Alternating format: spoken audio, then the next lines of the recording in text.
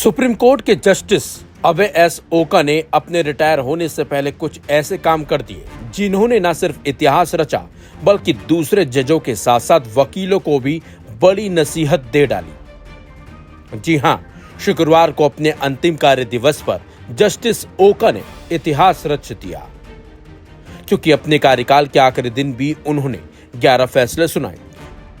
खास बात तो यह है कि गुरुवार को वो अपनी मां के अंतिम संस्कार में शामिल होने के लिए मुंबई गए थे, लेकिन शुक्रवार को अपने अंतिम कार्य दिवस के लिए दिल्ली भी लौट आए। अपने कार्य दिवस पर जस्टिस ओका ने कई सुझाव भी दिए और कहा कि सुप्रीम कोर्ट से ज्यादा लोकतांत्रिक तरीके से काम देश के हाई कोर्ट करते हैं। हाई कोर्ट कमेटियों के जरिए काम करते हैं, जबकि सुप्रीम कोर्ट सीजेआई केंद्रित कोर्ट है। इसमें बदलाव की जरूरत है। आपने सीजेआई के साथ ये बदलाव देखेंगे। जस्टिस ओका ने फेयरवेल स्पीच में कहा, जस्टिस यानी कि पूर्व सीजेआई संजीव खन्ना ने हमें पारदर्शिता के मार्ग पर आगे बढ़ाया। सीजेआई बीआर गवई के खून में लोकतांत्रिक मूल्य है। मामलों में ऑटो लिस्टिंग सिस्टम की जरूरत है। हाई कोर्ट में एक निश्चित रोस्टर होता है। इसमें चीफ जस्टिस को भी विवेकाधिकार नहीं होता। जब तक हम मैनुअल इंटरफेरेंस को कम नहीं कर देते तब तक हम बेहतर लिस्टिंग नहीं कर सकते। लिस्टिंग तर्क संगत होनी चाहिए। इस दौरान सीजेआई बीआर गवई ने बड़ी बात कहते हुए कहा कि जस्टिस ओका के दिए फैसलों में छिपे उनका न्यायपालिका के प्रति योगदान झलकता है। जस्टिस ओका न्यायालय में कानून और नैतिकता दोनों के प्रोफेसर रहे हैं। उन्होंने हमेशा याद दिलाया है कि वकील न्यायालय के पहले अधिकारी हैं। उनकी दृढ़ता के पीछे एक शिक्षक का समर्पण छिपा है। उनके न्यायालय ने हमेशा नैतिक वकालत को प्रोत्साहित किया।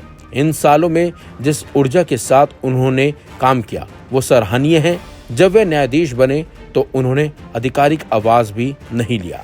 इसके साथ साथ सीजेआई गवई ने एक बड़ा और चौंकाने वाला खुलासा करते हुए बताया कि जस्टिस ओका और वो पिछले 40 सालों से दोस्त हैं। दोनों ने एक साथ JLC में कानून की पढ़ाई की है। इससे पहले दोनों बॉम्बे हाई कोर्ट में वकालत भी कर चुके हैं। जस्टिस ओका अपनी कर्तव्यनिष्ठा और कड़े फैसलों के लिए जाने जाते हैं। शुक्रवार को भी उन्होंने परंपरा को तोड़ते हुए आखिरी कार्य दिवस पर कुल 11 फैसले सुनाए। आपको बता दें, जस्टिस ओका ने यूनिवर्सिटी ऑफ बॉम्बे से लॉ की पढ़ाई करने के बाद जून 1983 से वकालत शुरू की थी। उन्होंने अपने पिता श्रीनिवास ओका के ठाणे जिला अदालत स्थित चैम्बर से वकालत शुरू की थी और वहां से लेकर सुप्रीम कोर्ट के जज तक का सफर तय किया। 29 अगस्त 2003 को बॉम्बे हाई कोर्ट में एंट्री हुई। तब जस्टिस ओका अस्थायी जज थे और फिर 2005 में परमानेंट हुए। ओका कर्नाटक हाई कोर्ट के चीफ जस्टिस 10 मई 2019 को बने थे। 31 अगस्त 2021 को सुप्रीम कोर्ट में जज के तौर पर आए। उनका कार्यकाल शीर्ष अदालत में करीब 4 साल का रहा। जस्टिस ओका रिटायर हो चुके हैं। इस दौरान उन्होंने दूसरे लोगों को न सिर्फ नसीहत दी बल्कि इतिहास भी रचा और हाईकोर्ट में कुछ बदलाव हो उसको लेकर भी वो बड़ी बात बोल गए।